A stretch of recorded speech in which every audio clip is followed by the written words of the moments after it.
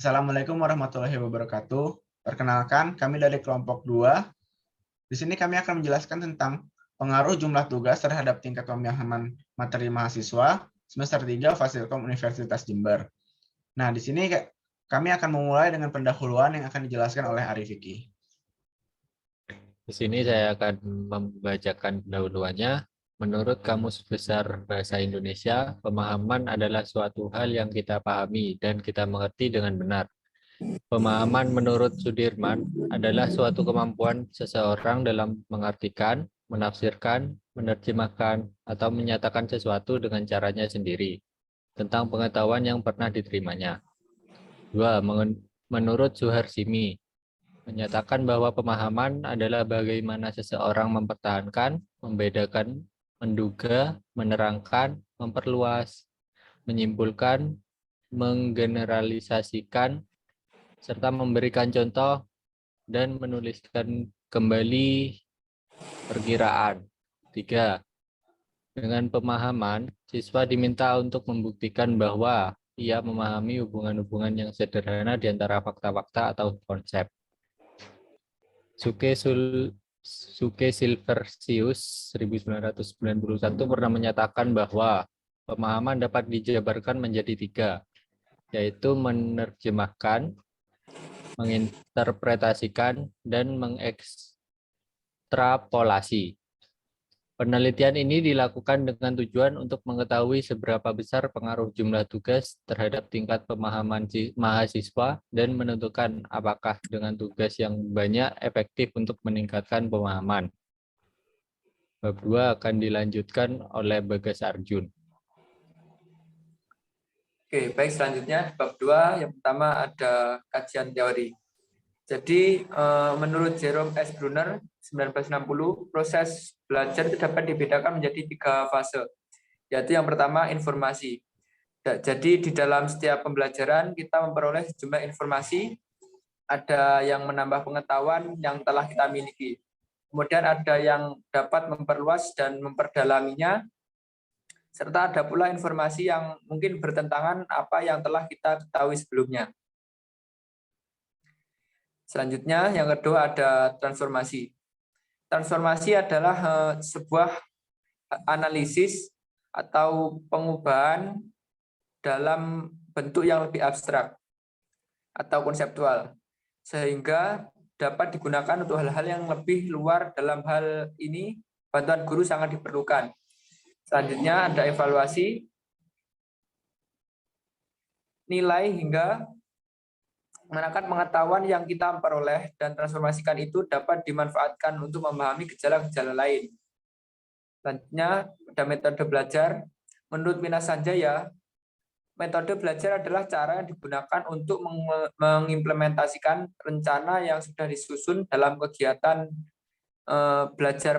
belajar mengajar supaya tujuan yang telah disusun tersebut dapat tercapai secara optimal. Yang selanjutnya ada pemahaman. Menurut Puspo Projo, bahwa pemahaman bukan kegiatan berpikir semata, melainkan pemindahan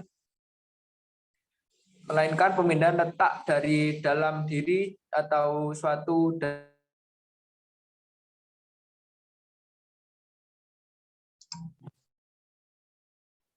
Oke, selanjutnya ada pemahaman. Menurut Puspo Projo, bahwa pemahaman bukanlah sekedar kegiatan berpikir semata, melainkan merupakan kegiatan pemindahan letak suatu pengetahuan dari dalam diri atau dunia luar ke dalam diri kita.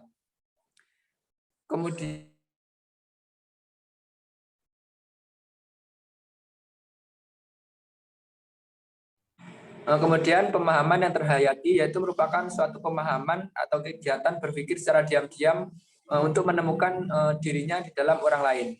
Oke, selanjutnya ada kerangka berpikir. Sistem pembelajaran online yang diterapkan saat ini atau semenjak adanya pandemi COVID-19 masih belum sepenuhnya dapat terlaksana dengan baik. Hal tersebut dikarenakan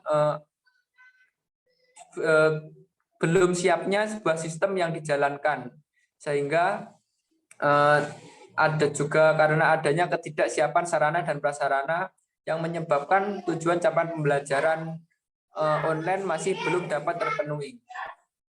Banyak pelajar maupun orang tua yang mengeluh bahwa tugas yang diberikan saat pembelajaran online terlalu berat atau terlalu banyak bagi para pelajar atau mahasiswa. Mereka beranggapan bahwa dengan banyaknya tugas tersebut bukannya membuat mereka semakin paham, melainkan justru membuat beberapa pelajar atau mahasiswa menjadi merasa stres karena di kondisi seperti ini mereka tidak bisa keluar atau saling berinteraksi dengan teman-temannya untuk bertukar pikiran, sehingga mereka cenderung berpikir sendiri. Nah, kemudian oleh karena itu pada kesempatan kali ini kita akan menganalisis dan membuktikan apakah dugaan yang saya sebutkan sebelumnya tadi benar adanya, bahwa pembelajaran online seperti saat ini dengan pemberian tugas yang banyak justru tidak efektif untuk meningkatkan pemahaman mahasiswa. Oke, selanjutnya akan dijelaskan oleh teman saya. Oke, lanjut ke bab 3. Di sini bab 3 akan menjelaskan tentang metode penelitian. Metode penelitian ini terdiri dari 5 poin. Yang pertama adalah rancangan penelitian. Rancangan penelitian ini kami adakan dengan menggunakan kuesioner, karena dapat mengungkapkan pendapat atau tanggapan seseorang baik secara individual maupun kelompok. Lalu untuk jadwal penelitian sendiri, kami laksanakan dari tanggal 8 Desember 2021 sampai dengan 9 Desember 2021. Dengan jumlah responden yang terkumpul adalah 25. Untuk variabel penelitiannya, kita ketahui bahwa variabel adalah objek penelitian atau sesuatu yang menjadi titik perhatian suatu penelitian. Menurut Sugiono, variabel bebas adalah variabel yang mempengaruhi atau yang menjadi sebab perubahannya atau timbulnya variabel terikat. Dalam penelitian ini, variabel bebas kami terapkan itu pada jumlah tugas. Lalu untuk variabel terikatnya adalah tingkat pemahaman materi. Selanjutnya, poin teknik pengumpulan data. Pengumpulan data ini kami ada menggunakan kuesioner. Pertanyaan-pertanyaan di sini terbilang cukup rinci dan lengkap, dan biasanya juga menyediakan pilihan jawaban atau kuesionernya tertutup, atau memberikan kesempatan responden menjawab secara bebas. Tujuan kuesioner ini untuk memperoleh informasi yang relevan dengan tujuan penelitian serta memperoleh informasi secara bersama-sama. Penggunaan metode kuesioner biasanya ini digunakan untuk penelitian-penelitian yang jenisnya kuantitatif, umumnya untuk menyatakan hubungan pengaruh antara variabel. Lalu untuk poin teknik pengolahan data. Pengolahan data ini dilakukan setelah data-data dari responden tersebut sudah dikumpulkan, lalu dimasukkan ke dalam sebuah XLSS atau Excel, atau ke dalam CSV juga bisa. Di sini untuk pengolahan datanya, kami menggunakan analisis regresi linear berganda. Jadi, analisis regresi adalah suatu analisis yang mengukur pengaruh variabel bebas terhadap variabel terikat menurut Sunyoto.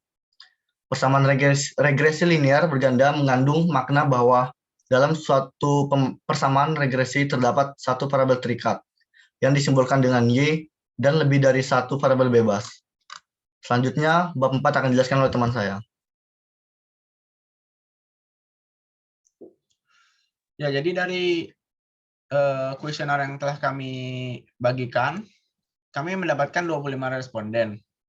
Nah, kita bisa lihat dalam tabel ini, ada 9 responden yang menjawab 1 sampai 2, yang mendapatkan 1 sampai 2 jumlah tugas dalam 1 minggu. Sedangkan ada 15 responden yang mendapatkan jumlah tugas sebanyak 3 sampai 4. Kita bisa lihat di diagram lingkaran ini, bahwa sebagian besar itu memiliki tugas 3 sampai 4 dalam 1 minggu. Nah, dari 25 responden ini, kami mengambil juga diagram batang tentang skala tingkat pemahamannya. Nah, kita bisa lihat ada 4% responden memilih tingkat pemahaman yang ketiga, yaitu hampir belum paham. Selanjutnya ada 12% responden yang memilih tingkat pemahaman 5, yaitu setengah paham.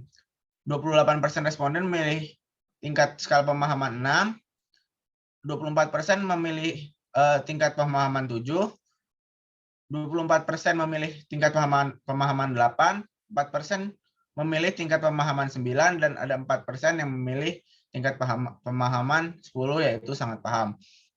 Nah, di sini kami memiliki 3 hipotesis penelitian, yaitu hipotesis pertama, pengaruh jumlah tugas terhadap pemahaman materi mahasiswa Fasilkom Universitas Jember. Yang kedua, seberapa berpengaruh pemberian tugas terhadap pemahaman materi mahasiswa Fasilkom Universitas Jember. Dan yang ketiga, tingkat pengaruh jumlah tugas kuliah terhadap pemahaman materi mahasiswa Fasilkom Universitas Jember. Selanjutnya pembahasan akan dijelaskan oleh teman saya, Alex. Oke, kita masuk bahan pembahasan. Karena jumlah responden sebanyak 25, maka metode yang digunakan adalah metode T. Untuk kali ini metode T yang digunakan adalah metode T 2 sampel independen dengan asumsi varian terpenuhi.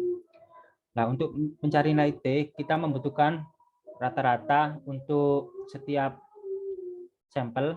Kan di sini ada 2 sampel, X1 dan X2. Jadi kita cari rata-ratanya untuk tiap sampel. Selain itu, kita membutuhkan standar deviasi seperti rumusan tertera, coba ke atas.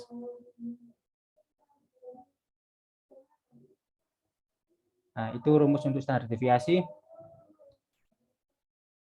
Dan kita membutuhkan derajat bebas untuk mencari nilai kritisnya. Oke, turun lagi ke T. Untuk kami sudah menghitungnya di Excel tadi dan sudah menemukan untuk X bar 1 dan X bar 2-nya sama standar deviasinya. Dan diperoleh hasil T sama dengan minus 4,719. Setelah itu kita mencari derajat bebas dengan cara N1 plus N2 dikurangi 2. Jadi derajat bebas yang didapatkan itu 23. Nah, untuk mencari nilai kritisnya itu nanti derajat bebas sama nilai tingkat signifikannya itu dicari dalam tabel. Nah, karena derajat bebasnya 23 dan tingkat signifikannya 5%, maka titik kritisnya adalah 2,069 untuk daerah kanan, dan untuk yang kiri adalah minus 2,069.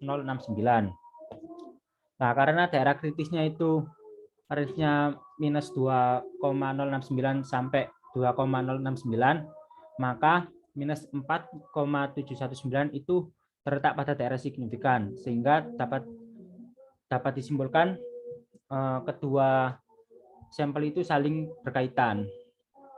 Oke, masuk ke bagian penutup. Berdasarkan hasil analisis data dan pembahasan, maka dapat diambil kesimpulan sebagai berikut. Jadi jumlah tugas yang diberikan berpengaruh atau signifikan terhadap tingkat pemahaman mahasiswa. Selanjutnya, bagi Fakultas Ilmu Komputer diharapkan dapat memberikan tugas yang cukup kepada mahasiswa agar dapat memahami materi dengan baik. Selain itu, untuk peneliti diharapkan ke depannya dapat memberikan sampel yang lebih luas agar mencapai distribusi normal, dan keakuratan penelitian juga dapat ditingkatkan. Oke, sekian pembahasan dari kelompok kami. Mohon maaf bila salah kata. Wassalamualaikum warahmatullahi wabarakatuh.